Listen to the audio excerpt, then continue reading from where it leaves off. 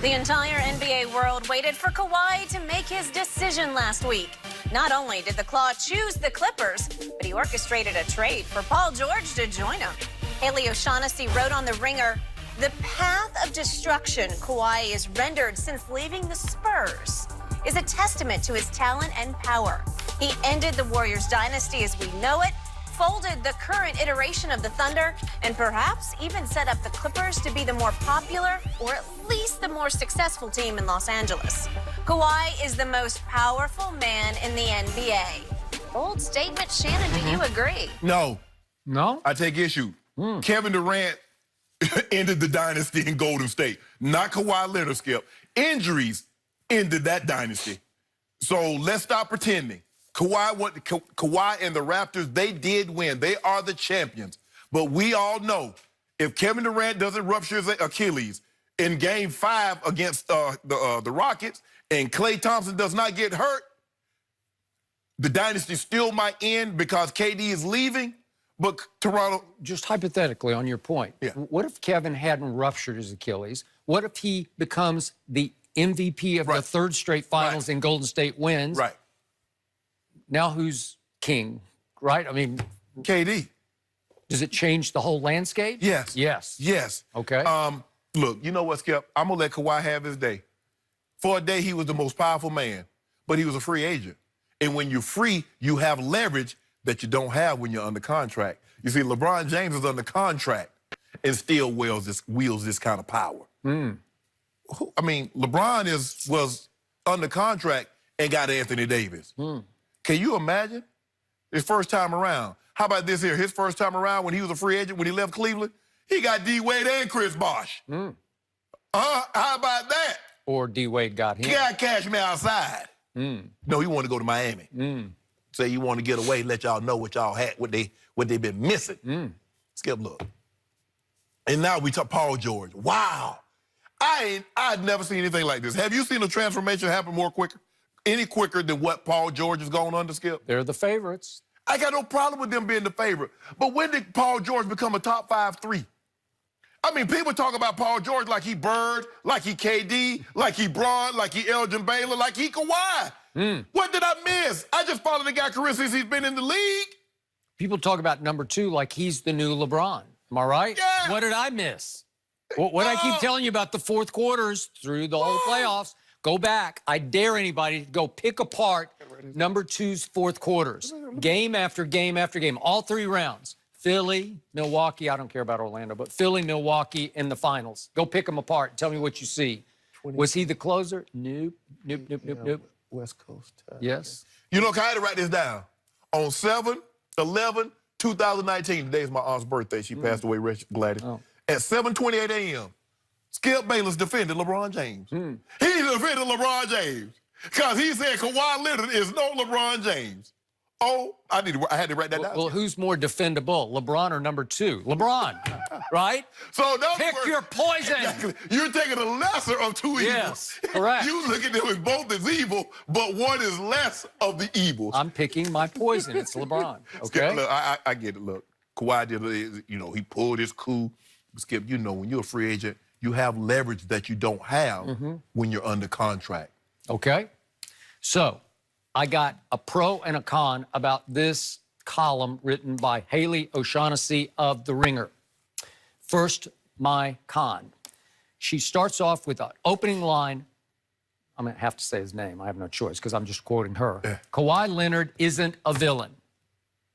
Wrong. right out of the box. You swung and missed. You have missed the point. Now, she's going to get to a good point, but right out of the box, you're doing just what the rest of the league did. You are underestimating just what a villain he really was. Say it one last time. He quit his way out of San Antonio because he wanted to get to L.A. He did not want to stay in small-town San Antonio playing in the shadows of Duncan and Parker and Ginobili for Greg Popovich. He wanted out. Okay. So he did the worst thing in my book possible. He just said, quit. I'll fake a thigh injury. I'll exaggerate a thigh. I got a thigh bruise, but I'll say I can't play for 73 games. Okay. So what happened? He became, as I told you before, from the usual suspects, he became Kaiser Sose. Everybody underestimating, nobody seeing him coming because he looks like kind of a little Kevin Spacey character. He's a nice guy. He's shy. He's quiet. He limps through the playoffs. Whoa, look out. Here he comes because he's going to leave a trail of blood. And everybody got caught looking the other way. The whole national media did not see this coming. I thought he was just dragging his feet because he was kind of in the power position and he was just showing off like, I'm the king now and I'm going to drag this out and play it for all it's worth. Nope. I swung and missed at that also. He was being the ruthless master manipulator behind the scenes. And I'm still convinced he was taking your Lakers and LeBron James for a big old ride because he was trying to ensure that from the start, he was it was all about the Clippers for him. So he was trying to ensure that his primary rival that was going to share his building could not get even a B-list star. Now, the Lakers have rallied. We're going to talk about this a little later. They have done the best they could under the circumstances. But if they had known from the start he was all Clippers all the time and that he was actually manipulating behind the scenes to double team LeBron and AD, obviously, then they would have played it differently and they might have an even better looking roster than they have right now because they left some big names on the table waiting for this guy. Well, I agree with you. And if his intentions weren't to sign with the Lakers, he definitely leveraged the Lakers against the Clippers. The Clippers could ill afford to have him, even the threat.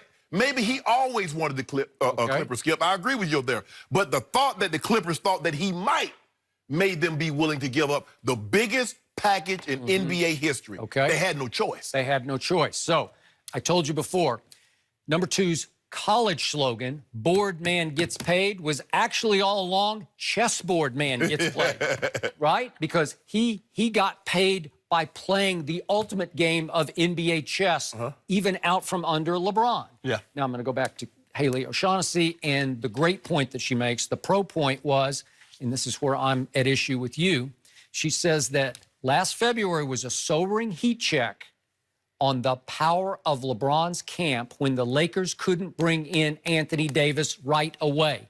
I sat here day after day fighting with Chris Broussard and you coming up to the trade deadline saying, it's going to happen. They're going to have Anthony Davis.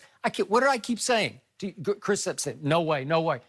It's LeBron James. It's Rich Paul. It's Maverick Carter. It's the ultimate power team in the history of this league. They're going to go get him. But Skip, her and she and you make my point.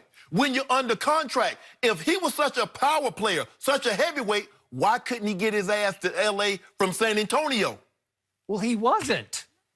But he wasn't. Exactly. Didn't make my point. Okay, but there was really no way out of that one because San Antonio's not going to just give him to a Western Conference rival. My point is that when he became a free agent, now he has the leverage because he says, if you don't do this, I'll go there. Okay, but clearly he had to play 1 year in purgatory in Toronto, and it worked out with the championship. Not if he's that heavyweight, not if he's that power player. He wasn't. Nobody even knew who he was. Thank you. I used to bang the table over here for the first 3 years saying, this guy is great. This guy is the best two-way player. And you would laugh at me. You would scoff at me. Who? And that's number 2. That's my point, Skip. Let me ask you a question. If LeBron James was going to be a free agent, let's just say for the sake of argument, LeBron James only signed a 1-and-1. So at the end of this year, when it came up, he was going to be a free agent. Do you think the Lakers would have got that deal done? If LeBron says, get me AD or I'm bouncing at the end of the year, do they get that deal? At the deadline? Yes. Well, then it'd be incumbent on them. But remember, they weren't into this. This was a LeBron production. No, here's the thing. The team wasn't, like, invested in that. Remember what Jeannie was saying? But Jeannie didn't love this. But here's the thing. She was even thinking about trading LeBron. Remember, Dale Demps wanted those players and those first-round picks.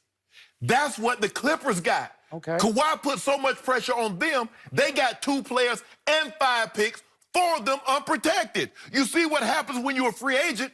You have more power than you have when you're under contract. That's my only conclusion there. Okay, but I had already concluded. I'm trying to be pro-you. I'm trying to say LeBron had become the godfather of the league. He was going to make an offer that Dell Demps could not refuse. Yeah. We'll give you everybody.